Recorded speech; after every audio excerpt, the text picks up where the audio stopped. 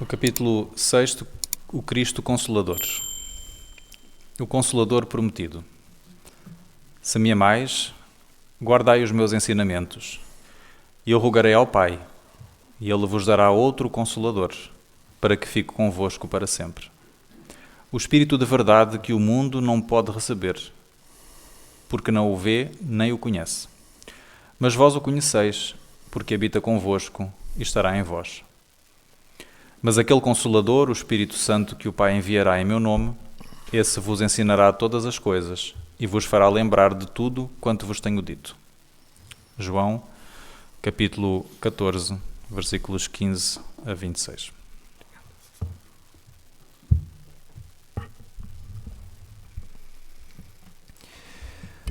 Quando nos debruçamos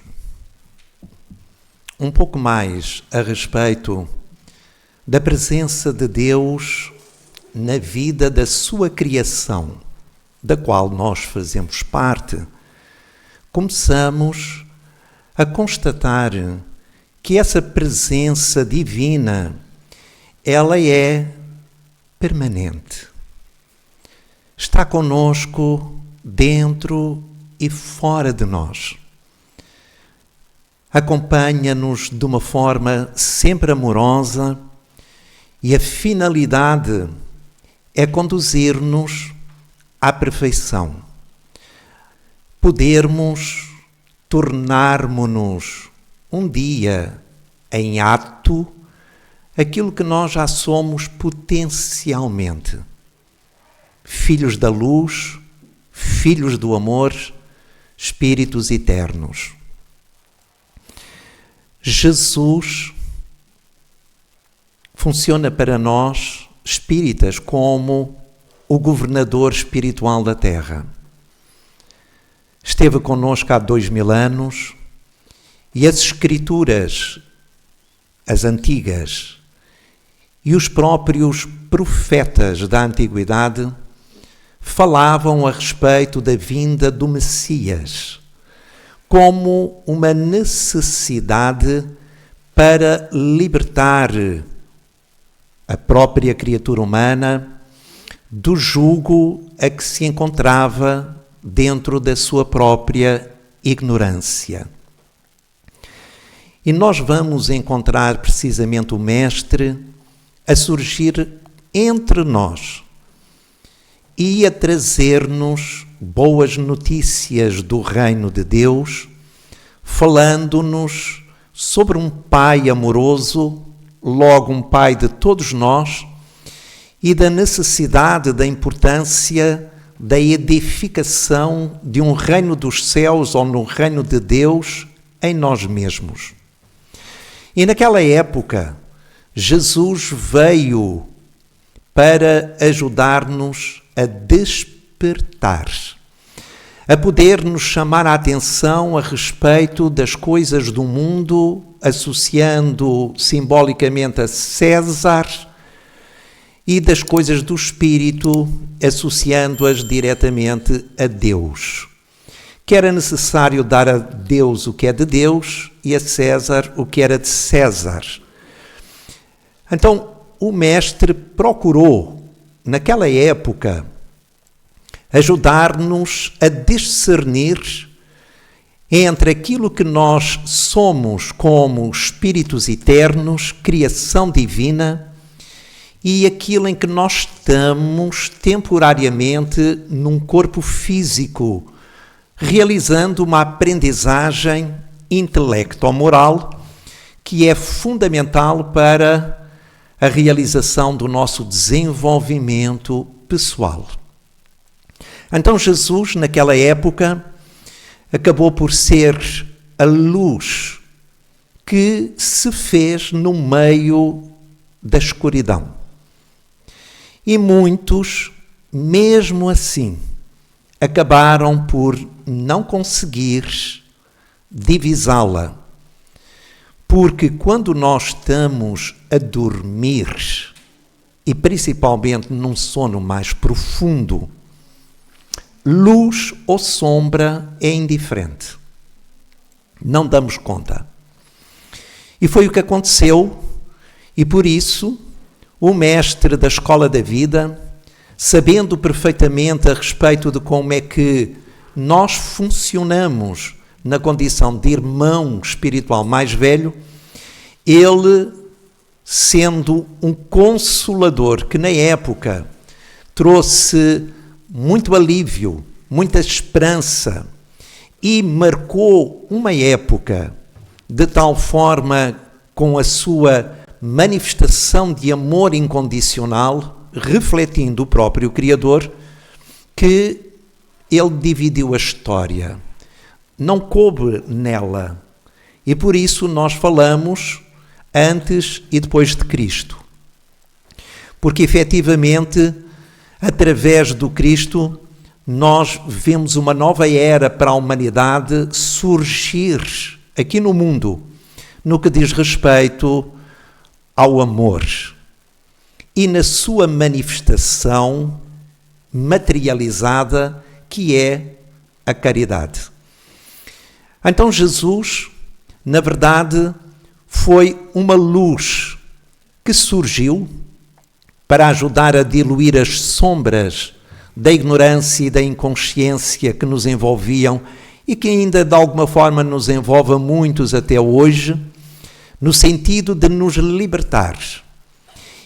E com essa finalidade, ele não hesitou em dar a sua vida física para nos libertar espiritualmente.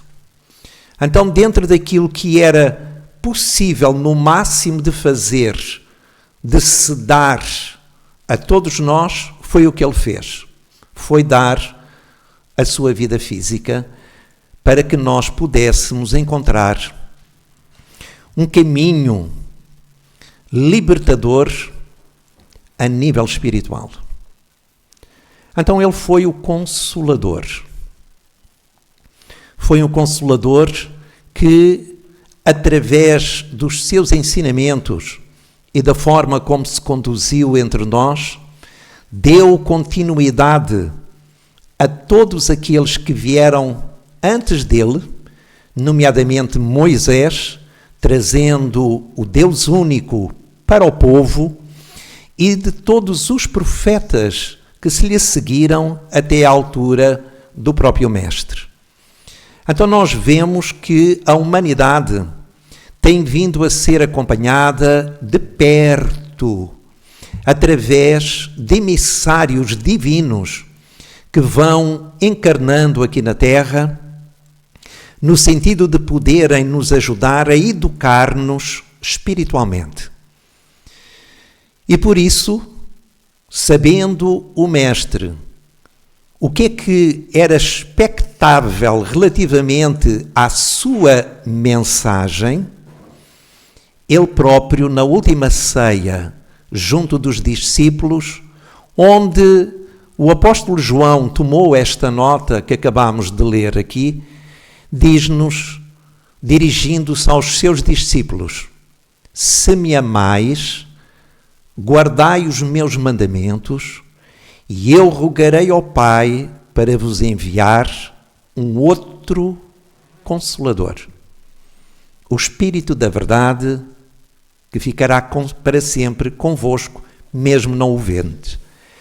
E o que é certo é que passaram-se os séculos e nós vamos encontrar em Paris, mais propriamente em 18 de abril, a publicação de uma obra, o Livro dos Espíritos, com um nome desconhecido, Allan Kardec, que é o pseudônimo de um emérito pedagogo cujo nome é Hippolyte Léon Denisard Rivail.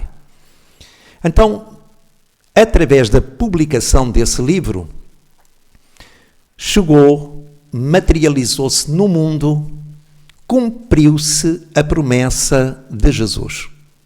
Nós espíritas somos hoje em dia o cumprimento dessa promessa ou a herança dessa promessa, porque, na verdade, o espiritismo ou doutrina espírita não é mais do que a doutrina do Cristo, revivida em espírito e verdade. Espiritismo não é mais também do que a omnipresença de Jesus na Terra, procurando despertar-nos, sensibilizar-nos, procurando agora, através de outras conquistas na área do intelecto e algumas outras também de moralidade, para nos, assim, ser assim uma espécie de um catalisador que vai acelerar todo o processo da nossa educação espiritual através de um esclarecimento lógico, direto, pegando nos ensinamentos do Cristo, interpretando as suas parábolas em linguagem corrente e devolvendo-nos em espírito e verdade sem rituais, ou seja, sem qualquer formalismo exterior, sem sacerdócio organizado, mas só em espírito e verdade nós podermos, então, estabelecermos uma nova conexão com o Criador. A doutrina espírita aí está como sol nas almas, procurando diluir as sombras que ainda nos envolvem, resultantes do nosso estado de inconsciência mais ou menos profundo, das nossas ilusões que nos envolvem e que são criadas pelo nosso orgulho, pela nossa vaidade, pelo nosso egoísmo, e que precisamos olhar hoje para esta realidade na qual ainda nos apresentamos e fazermos aquilo que nos é indispensável e que é individual, uma autoeducação. A educação começa na infância, onde pais e educadores passam a exercê-la de acordo com as suas possibilidades, e quando se atinge a idade adulta, a educação, transubstancia-se numa autoeducação. E estamos aqui todos procurando realizar esse trabalho que mais ninguém pode fazer por nós. É um trabalho que não é feito necessariamente sozinho, na medida em que Deus está sempre conosco, acompanhando-nos, digamos assim, associando-se a todo o nosso esforço, à nossa vontade. E quanto mais o procuramos e quanto mais procuramos ligar-nos a Ele, mais essa força se expressa e nos orienta ao longo deste trabalho de renovação íntima que nos é imperativa. Então, hoje, nós temos esse Consolador, através do esclarecimento, de uma forma lógica, consola-nos, porque começa a dar respostas a perguntas que nos acompanham há séculos. Quem eu sou? De onde é que eu vim? Para onde é que eu vou? O que é que eu estou a fazer aqui? Qual é o sentido da vida? Por que tanto sofrimento, tanta dor? Por que tanta diversidade do ponto de vista até mesmo do sofrimento? Partindo da premissa maior, que é a existência de Deus, é indispensável nós trazermos uma lei fundamental do progresso para podermos explicar de uma maneira lógica aquilo que até então, ou sem isto, não tem uma explicação completa. A reencarnação.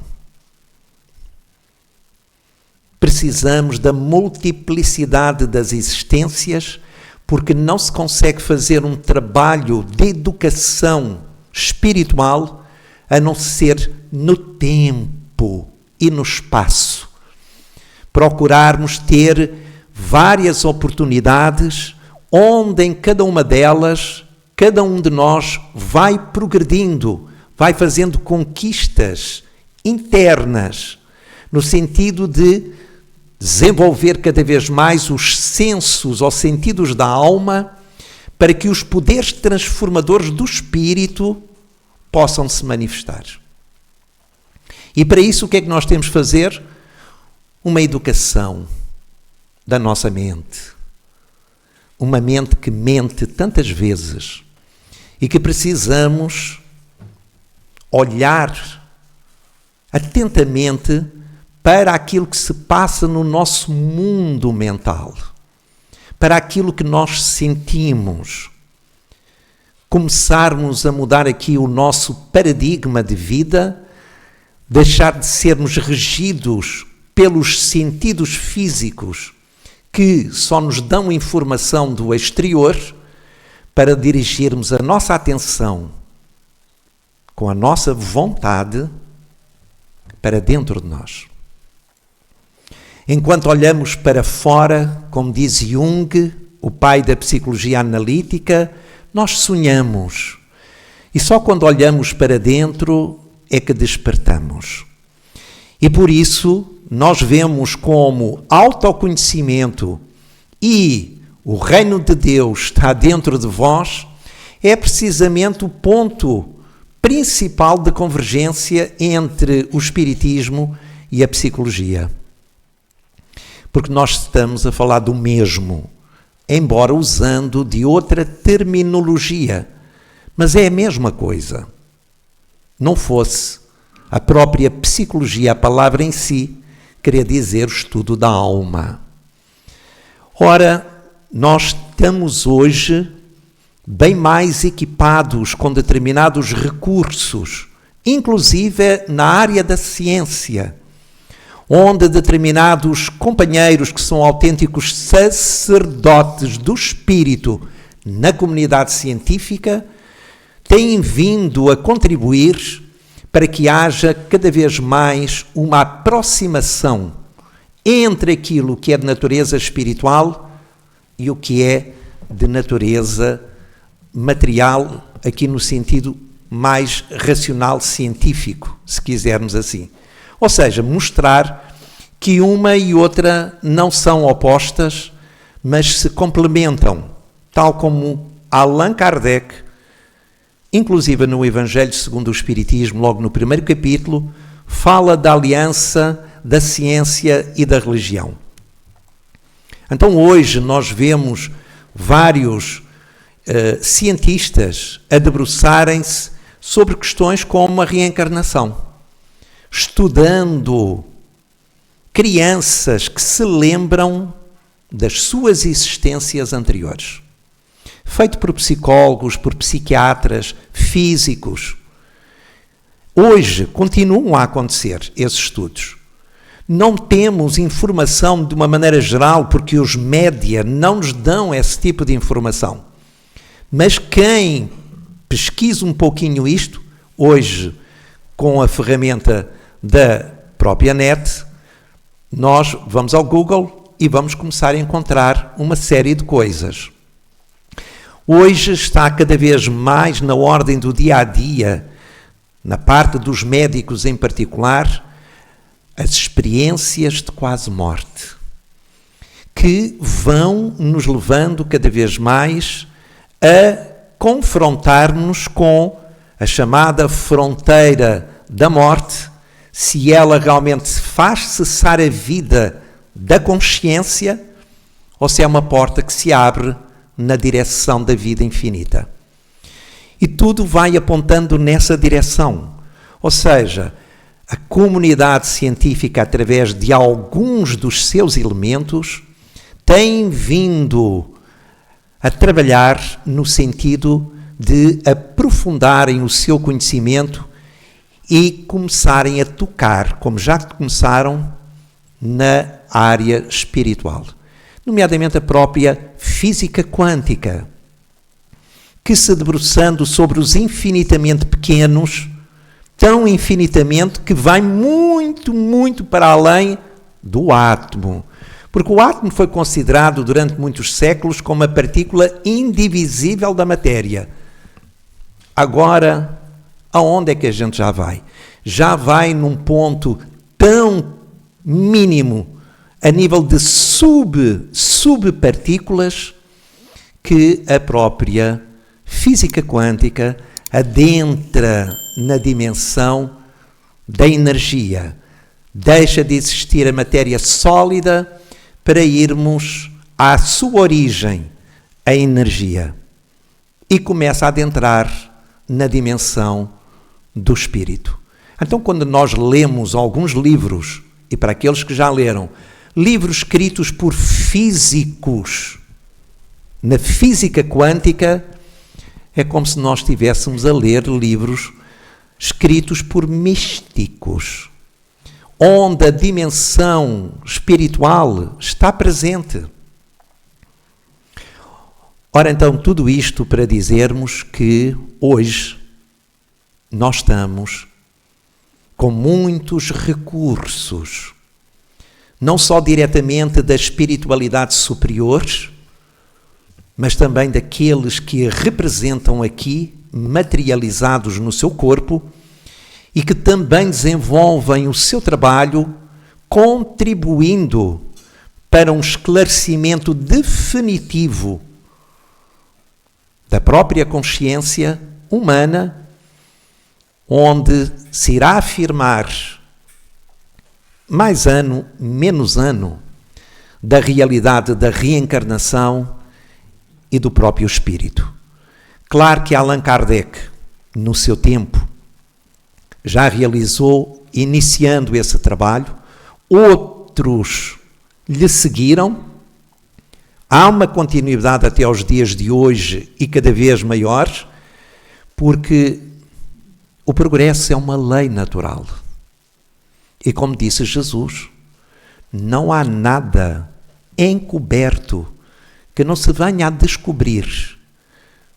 E por isso, tudo aquilo que ainda fazia parte do nosso inconsciente, da nossa ignorância, logo, como se não existisse, começa a materializar-se aos nossos olhos.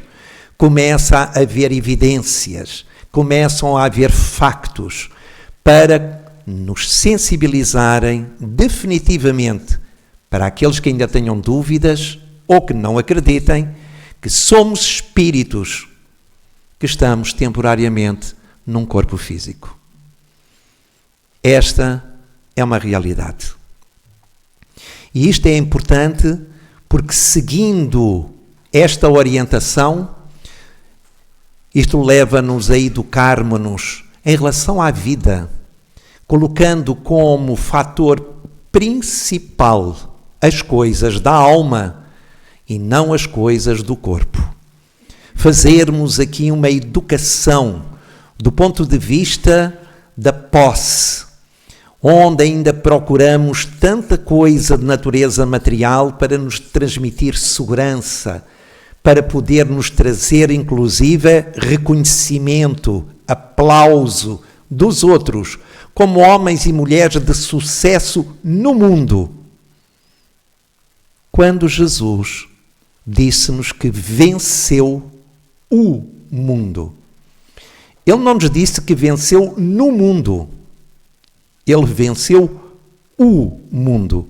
Ou seja, ele venceu a ilusão que ainda nos envolve e que nos leva a fixarmos-nos mais ou menos na conquista da horizontalidade nas coisas do mundo, em detrimento da verticalidade da mesma nas coisas do espírito. Então hoje, mais do que ontem, nós temos aí a bênção da promessa do Cristo. Deus cumprindo e fazendo-nos chegar o outro Consolador, o Espírito da Verdade, para poder devolver-nos na sua pureza os ensinamentos do Cristo que foram sendo adulterados ao longo dos séculos pelos interesses imediatistas dos homens, e aos poucos nós começarmos a seguir o verdadeiro caminho, que é o caminho menos percorrido, o interior, aquele onde nos conectamos com a nossa essência, aquele onde nós procuramos ser, para depois sabermos ter. Porque até agora esta inversão tem sido motivo de muito sofrimento, de muita dor, de muita aflição e de muitas guerras pela questão da posse. Seja dos bens materiais mais pequenos, como ouro, por exemplo, seja a nível de terra, como se ainda se luta hoje, aqui na Europa, para mais uns quilómetros de fronteira. Ora, tudo isto devido ao facto de haver uma ausência de espiritualidade, uma ausência de evangelização. Falta-nos evangelho. E por isso, Jesus, na condição de mestre, é o educador por excelência das almas, procurando chamar-nos a atenção a respeito da riqueza que reside em nós mesmos.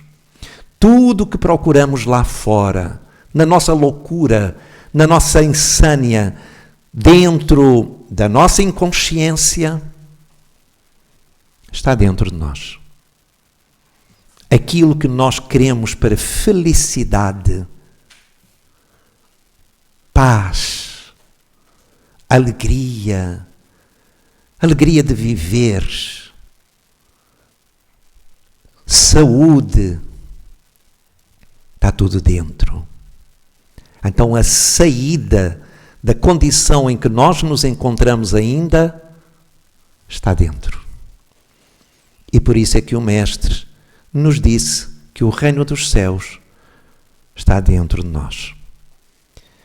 Aproveitemos a oportunidade, nesta encarnação em particular, com estes mesmos recursos que a doutrina nos proporciona, e através deles procuremos nos autoeducar, refletindo em conjunto, como fazemos aqui hoje e noutras oportunidades de estudo da própria doutrina, ou seja, dos ensinamentos do Cristo à luz do Espiritismo, no sentido de irmos libertando a própria consciência de todas as amarras que trazemos do passado numa vinculação profunda às coisas do mundo. Então o que precisamos mesmo é estar aqui conosco, caminharmos na nossa direção, tornarmos, sermos cada vez mais amor, para que o nosso olhar para o outro possa também ver o amor no outro como filho de Deus que nós também somos.